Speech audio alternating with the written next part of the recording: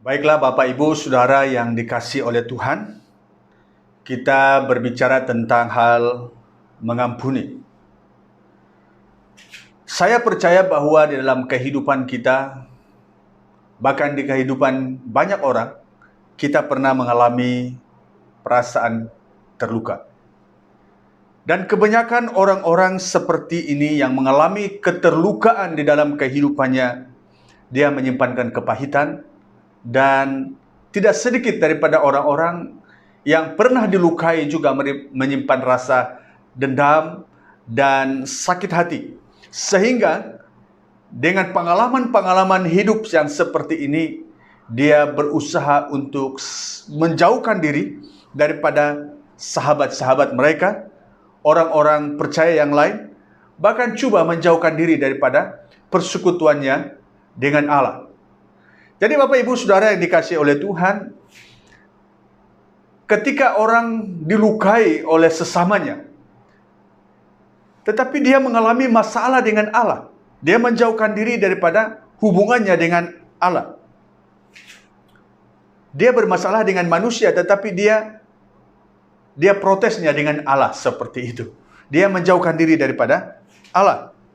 Sebenarnya mereka sedang menutup diri daripada pertolongan yang dia butuhkan di dalam kehidupannya. Dia sangat membutuhkan pertolongan daripada orang lain ataupun Allah dalam kehidupannya. Bagian daripada pertolongan itu adalah dukungan doa.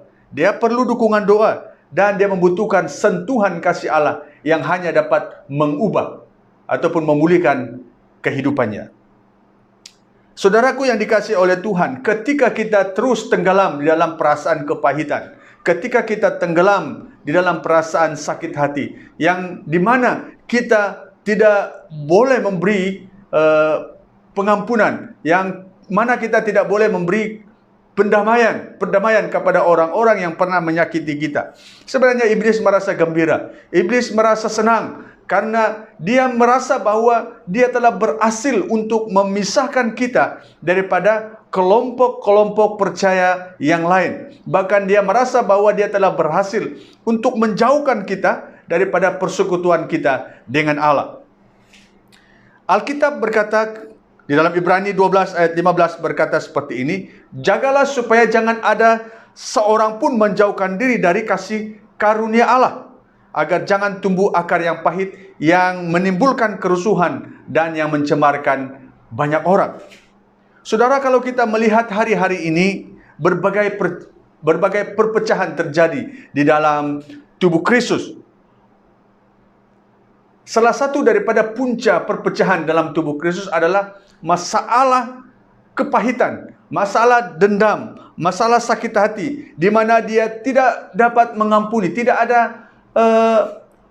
kasih untuk dapat menerima antara satu dengan yang lain. Dan dia terus tenggelam di dalam perasaan kepahitan dan ingin membalas dendam kepada orang-orang yang pernah melukainya. Saudaraku, kita harus sadar bahwa ini adalah bagian daripada strategi iblis, di mana dia berusaha untuk menyemarakkan api perpecahan di dalam tubuh Kristus. Perpecahan tidak hanya berbicara tentang di dalam kelompok gereja ataupun persekutuan gereja-gereja, tetapi juga terjadi dalam kehidupan keluarga-keluarga Kristen, antara orang tua dengan anak dan lain sebagainya. Saudaraku yang dikasihi oleh Tuhan, kita harus sadar tentang kebenaran ini. Karena itu marilah kita bersikap dengan lemah lembut, sedia mengampuni, dan tidak menyimpan dendam sedikit pun di dalam hati kita. Kalau saya bercakap tentang hal mengampuni ataupun melupakan tentang kepahitan yang pernah kita lalui, ini bukan bermakna bahwa kita benar-benar melupakan segala peristiwa yang pernah melukakan kita. Tentu saja tidak mungkin kita melupakan segala kepahitan yang pernah terjadi dalam kehidupan kita. Tetapi apa yang saya mau katakan di sini adalah, marilah kita berusaha untuk tidak mendendami, untuk tidak mau lagi membalas dendam tentang segala kesalahan yang pernah terjadi, yang pernah orang telah lakukan di dalam kehidupan kita.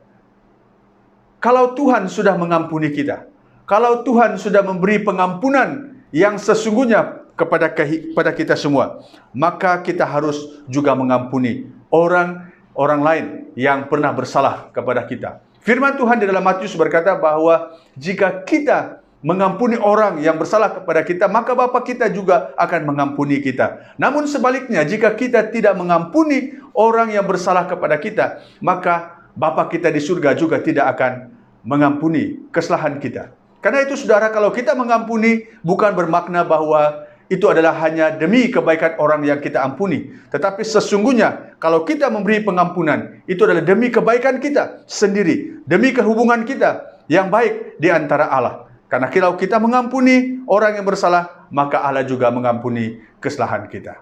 Kiranya kebenaran firman Tuhan dalam renungan ini menguatkan kita dan memberi kita semangat dalam terus menjalani hari-hari kita. Shalom, Tuhan Yesus memberkati.